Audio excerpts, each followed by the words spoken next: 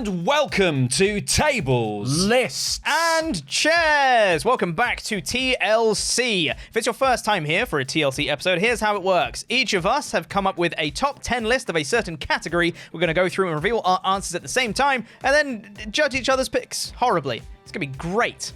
For this week, we are doing the 10 best Survivor Series matches of all time. Should be a good one, nice and positive. It's that time of the year. It's Survivor Series soon, whenever this episode goes out. It's their favourite show of the year. They put so much effort into it every time. Every time, it definitely feels like the fourth biggest show of the year. When we say the big four, we mean it. Yeah, absolutely. And they believe it. And we're clarifying that this is all matches from all Survivor Series pay-per-views of all time, and not just only traditional Survivor Series Not matches. just We're the breaking Survivor with Series tradition. matches. Exactly, yes. Okay. And if it's your first time here, please give a subscribe to the channel and like the video. Why not? Let's get into our list. Let's start with number 10. 3, 2, 1. Oh, okay. Best matches, Laurie. Yep. Oh! Best matches. Best matches. Do you know why? This one has paid my bills for years now. This one has been paying my bills for years. I highly thought whenever you need to make up a list or have something to say, just think about the Montreal Screwjob. Yep. Sorts you out every single time. Literally, it's what WWE do. Exactly. They're still referencing it. God, you're so right. Yes, they've had a better match at Survivor Series, but this. What's your pick, Dan? I went for the tag team triple threat match in 2002. Okay. So you've got Angle, Benoit, Edge, and Rey Mysterio, and Los Guerreros. It's a little SmackDown 6 action. You know, little triple threat. I love tag teams. It was just good. Yeah. It was just real good. This one is it's number 10 on my list because the match itself is tight, but the last 5 minutes are magic. Having Sami Zayn being tested in the bloodline, him turning on KO, Jey Uso hugging Sami after the match. It was it was such a really cool thing that elevated the whole thing afterwards. That's why it's number 10. It's a good match, elevated by that finish being amazing at the end. 3, 2, 1. Hey! Very good. I can't see it, Dan. You have to hold it. Oh, we'll get straight to it. Oh, I just won off. Whoa, that's quite low. Woo! That's considered to be one of the better Survivor Series matches ever. It's not that great. It says woo on I it. don't think, but It does say got, woo. It's Yeah. got sting in it. Yeah. That's fun. Yeah. I just there's a bunch of other matches I like ever so slightly more for more personal reasons. But Interesting. I do like the Dolph Ziggler bit in this. I love Yeah. Big Show's random ass heel turn in it for no reason. I love Big Show just knocking Mark Henry out right at the beginning of the match. And then, sting. Here's a fun fact. Tempest got to interview Mr. Tall Paul, Mr. Paul White recently for All In stuff. And apparently Big Show said that's his favourite turn ever. Yeah. That turn in that match. I did War Games. Basically for what you just said. Yeah. But this was higher for me on my list because there are cages involved, and I think. And you like cages. I don't really, sometimes your gimmick can be a bit much, but 2 rings and a big cage. Yeah. I swear on this show. I have now. Yeah. Twice. It's censored. Oh, it's edited, good. you see. More work for Adam Witney. Whitney. I will talk to HR. Team Bischoff, Team Austin. Michael's left to run the gauntlet on it, and it's real good. Yeah. And he almost makes it, but he doesn't. Gets eliminated by Orton at the end. It's a real fun match. I really like that style of booking the underdog babyface and like a gauntlet style against the odds type story. And when they do it well, it's real good. And this is one of them. 3, 2, 1.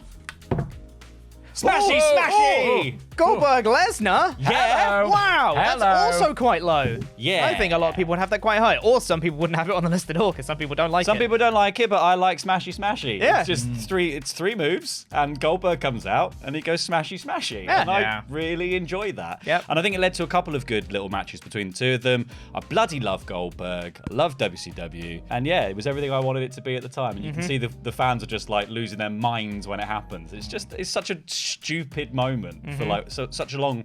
The entrances are longer than the matches. Yeah. Yeah.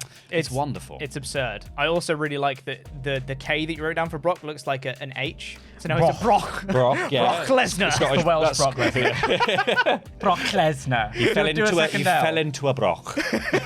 I said NXT versus Raw versus SmackDown, although I wrote it in a different way when I wrote this. I'm having trouble with the props today. Which one? Is that the men's? Was there a women's one on that one? I mean the men's. Okay, right, I mean yeah, the men's one. yeah. Because, I like the whole show. Yes, I do as well. Right? It's great. But there's something about this one that feels like you're just seeing all of your little action figures around the ring, and then having it. I loved it. Yeah. I loved it. Yeah. I've got to talk about mine yet. No, go on. Just don't No, rub off yet. me and Laurie are finished. we're actually finished, Pete. So we're just going to tidy up. You get on with yours. Go on, you say it. You say whatever you want. It's a fun triple threat. Which one is it? Cena Triple H Cena Michaels. Triple H Oh, okay. Michaels, yeah. Where they came out together as like DX, and then Shawn Michaels immediately like super kicks Triple H like right at the start, and everyone goes oh, and then Cena makes the dumb face of as he like rolls out the ring. It's a really fun spot. It's a really good match. It's fun. 3, 2, 1. Hey, yoppa. Matchy. Come on. Yeah, there we go. Wonderful. What have you got? I was one off. It doesn't matter. Ooh, That's a good one. That's a good I like one. that. Yeah. This for me, the bit with Keith Lee nearly winning is just something that made my heart go, because I was like, obviously he's not beating Roman Reigns, but goddamn, they made me believe. They made me believe in this match. The idea of having the NXT invasion was something that I wanted for a long, long time. They pulled it off. NXT won the night. This, I think, was probably arguably the best match on that show, and just having, aside from Walter, having a lot of the shine go to a lot of the NXT guys, and especially because I love Keith Lee, him having that spot was so great. Yeah, I think there's loads of story in it as well. You've got like Rollins being the last man from Raw, and you've got him just like literally saying, "I built the place, I'm gonna tear it down." And then it's the swerve, and it's Roman versus Keith. Keith gets so close. You get Ciampa going so far during the match and getting so many eliminations. It's bloody brilliant. I love NXT at that point. That exact period of time, I was so into NXT. I could give you a diatribe, but I also think I could just say Adam Cole versus Pete Dunne, and that's kind of enough, right? It's like two of the very best showcasing what this era of this show, this brand was. Yep. Making a massive statement on like, again, mountains out of molehills, lemon out of lemonade, whatever the phrase is. You just give an opportunity and you take it and you run with it and you do that. You know, that's for me. 3, 2, 1. Ah! Oh, Brock and AJ. Hello. Oh, this was almost on my list.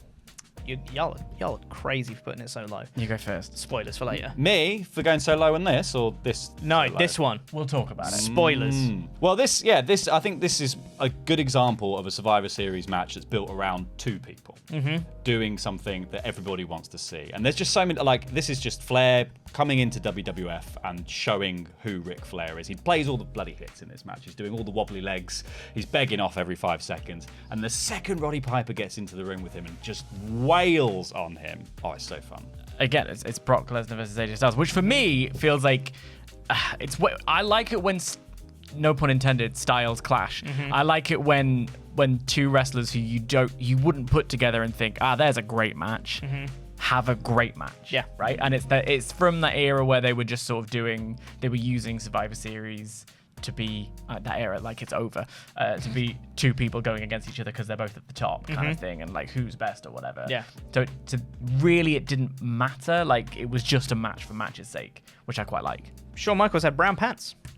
He did. He The old certainly poo did. tights. Yeah, the old poo Certainly tights. Elevates it several spots on my list, but also first Elimination Chamber match coming off the hype of Shawn Michaels' return on his career. Great Elimination Chamber match. Michaels winning at the end with the World Heavyweight title. It's good stuff. 3, 2, 1. Whoopah! Whoopah! Wait, whoa. Laurie, I have questions. Yeah, what's that? Why is it number 5? Because it's number 5. Why? Because there's other things I like more, but it's very good. It's Brock very, Lesnar. It's bloody Brock He's Lesnar. back again. Brock Lesnar. There it is, Brock Lesnar. Against Daniel Bryan. Yeah, I think it's a really good match. It's a really, really good match. Yeah. Yeah, but it's number 5 on my personal list. On your list. Okay. But I think there's so much to like about it. Yeah. Daniel Bryan comes out and Brock Lesnar does the Brock Lesnar to him, which he did to AJ in the Yeah, AJ yeah. match. The thing is, that is a bit one note. And then Daniel Bryan turns it around and makes you believe that Daniel Bryan could beat Brock Lesnar. Yeah. And that Brock Lesnar might even tap out. Yeah. It's very, very good. It is very good. I went for Team WWF versus Team Alliance 2001 Interesting. because why interesting? Interesting that it's low or interesting that it's there at all? Interesting that it's there at all. Why? It just feels like Push the kind back, of thing, Pete. It just feels like it's the kind of thing that people generally don't like. Yeah, well, here's the thing. I was a child during the time of the invasion, and I had never really watched WCW. I think I had one WCW annual right? So like I would flick through it and I knew the names of like Kevin Nash and I knew the name of Hulk Hogan, but I also knew the name of a Billy Kidman. I knew about a Booker T. So when those people did pop up on my screen, I was like, oh, I have heard of them and they are WCW and I don't care about the actual company. So I was enjoying myself. Whereas I think more hardcore fans were looking at it as an opportunity squandered, as I talked about earlier on. I didn't have that kind of knowledge or experience at the time, so I just really enjoyed myself. I do also get that this match really is about a lot of WWE stars against a lot of WWE stars. Sure is. And also Chris Jericho, who's on Team WWF. Yep. But I really liked it in the moment. I think it's pure drama. I think it's high camp. It has that sort of McMahon-y. Vince McMahon comes out at the end and just goes, yeah, which is like, you can tell he jacked off so hard at the end of this storyline because he finally got one over on everybody else. Yeah. 2016 men's tag was a lot of fun because this was right after the brand split came into effect. And that's when Shane McMahon was just like, under siege, and then did that whole angle on Raw and stuff like that. And it was actually like kind of exciting and fun. So we go, oh, brand split. They're taking it seriously this time. This is exciting and fun. And then Shane McMahon gets concussed, and, you know, we'll breeze past that, but, you know, whatever. He has not had a good run of it, has he? No, he hasn't, no. But, I mean, the spear looked great, just the end result wasn't great. But the match itself is just really fun, because it's at that point where they haven't watered down the whole, like, you know, brand warfare thing at that point. So you're just having fun watching these two people care about, like, the show that they're on, which makes the brand split feel more important. 3, 2, 1... Whoppa! Oh, Team WF for life. Brock Lesnar. Lesnar's back. Bloody Brock Lesnar. Lesnar's back. What have you done? Becky and Charlotte. Okay, interesting. I think, I don't care what anyone says, this is an incredible moment of Goldberg coming in, and I remember, because I was watching this pay-per-view live, and I was showing my partner, at the time, she wasn't very into wrestling all that much, but we were watching a bit of Survivor Series, like, this is fun, this is nice. And then I said, this match is probably going to go a while, and she's not very good with blood. And I was like, there's a chance, you know, there might be blood. Smoke and mirrors match. It's going to be a smoke and mirrors match, whatever. So maybe don't watch this one. She was like, okay, well, I'll see you in, you know, half an hour, 40 minutes. I'm going to go to bed, whatever. She went in. 5 minutes later, I was like, it's over! Oh my god! And then she was like, what's happening? Why is everyone yelling? I'm like, because they wanted to... And we just like couldn't get our words out because it was absolutely unfathomable that Goldberg would beat Lesnar in that fashion. Like, it was such a perfect moment that you could never replicate again. Oh, it's so good. I'll go me. I'll go on then. Yeah, well, mostly the same as Dan, I think. It's a really campy, stupid match. And it's got lots of the dumb WWE. I like when WWE does stuff about the photo of the company. Yeah. And it's got a lot of that going on in it. It's got a lot of just stupid production-y stuff of like cutting to people backstage going like, no! And stuff when people get eliminated. It's dumb. It's camp. It's really fun. Yeah, I like that storyline a lot. Like, I'm gonna go back and watch it this year. Like from the first invade, like from Lance Storm popping up. Was it Mike Awesome? I think it was Mike Awesome popping up right the way through to that. Because I feel like it's just so fun. I know I fully vibe.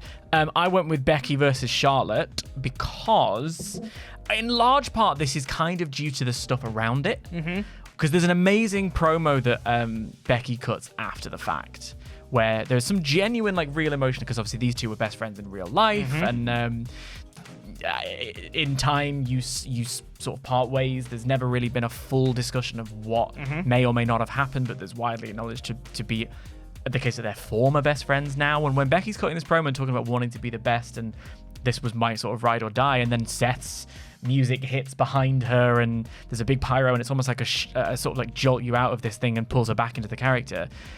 It's because these two are the two people who wanted to be the best in this division. And they're, for my money, certainly at this time in this company, they were. And so I'm like, I just love it. I just think it's a really, the weird blend of reality and fiction that is pro wrestling. 3, 2, 1. Hoppa! Oh, Brock Goldberg. Tag team three-way. Hello. Hello. All We're right. all over the place, but we've got a similar book. Yeah, there's similar options. Cena and Authority is awesome. 2014. Ziggler being the sole survivor, which they did nothing with, but whatever. The moment, it was very cool. Sting's debut, the Authority being defeated finally. There's a lot of really, really fun moments in this match. Big Show's turn. Bonk. I think it's exactly what a traditional Survivor Series tag team match should be? I'll complete the trilogy, which is just very simply that it was perfect. It was a perfect match. Yeah. It did everything it needed to do. It was something that I think, especially Goldberg coming back, felt like something that wasn't really going to ever sort of go down at the time.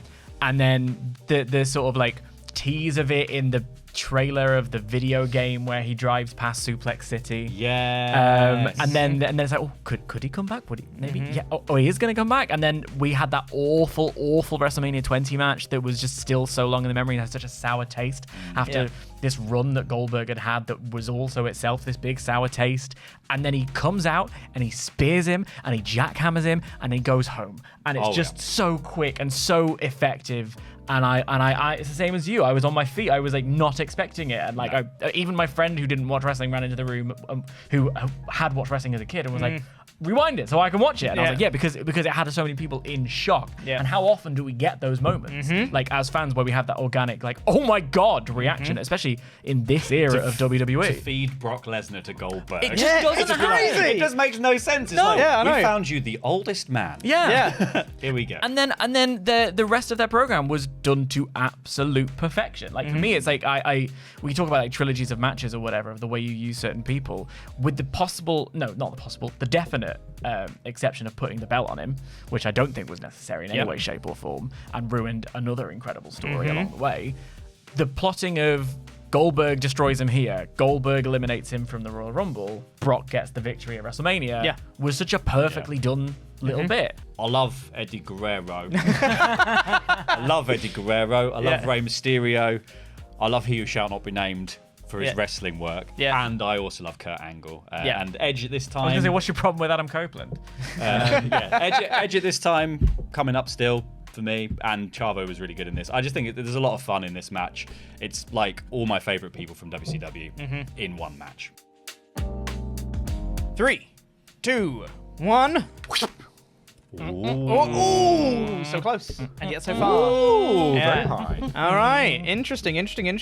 Brock's doing the work, isn't he? Oh god, It's Brock's show. Yeah. He's Mr. Well, he's supposed to be Mr. He's SummerSlam. Mr. SummerSlam though. He's not really Mr. Survivor Series. Well, I think it technically is. This actually has proven that he is. Mr. Yeah, it must be.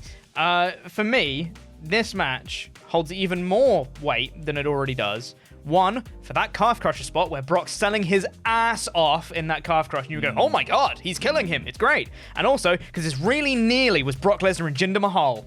Yeah. Right. And then it wasn't. And it was Brock Lesnar and AJ Styles, which is so much better. Thank God that this changed.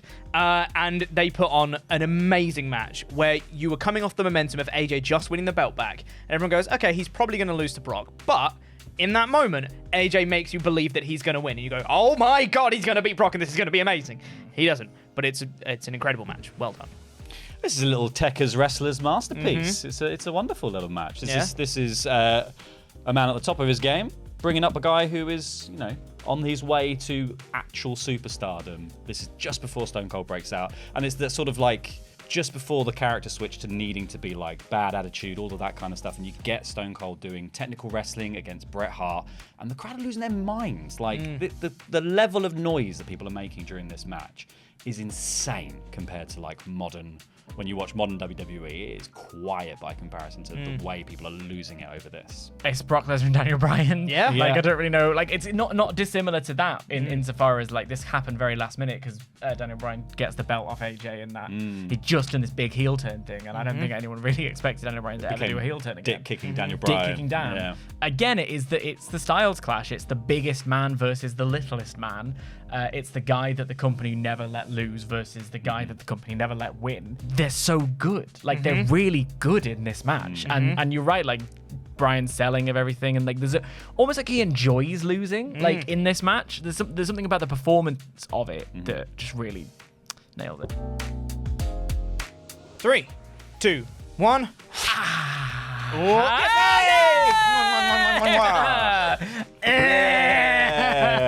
Well done, and chairs. I think this is as close as you're ever going to get to a perfect wrestling match. Because goddamn, when Daniel Bryan turned heel and you go, oh, it's heel versus heel in this match, it's going to be a bit weird. Daniel Bryan, the inherent underdog, because he's Daniel Bryan and he's Brock Lesnar, it's just how it works, still maintains his heel character by being a dick, but still is the underdog, and the psychology still works somehow. When Brock Lesnar wants to sell, he's one of the most effective sellers of all time.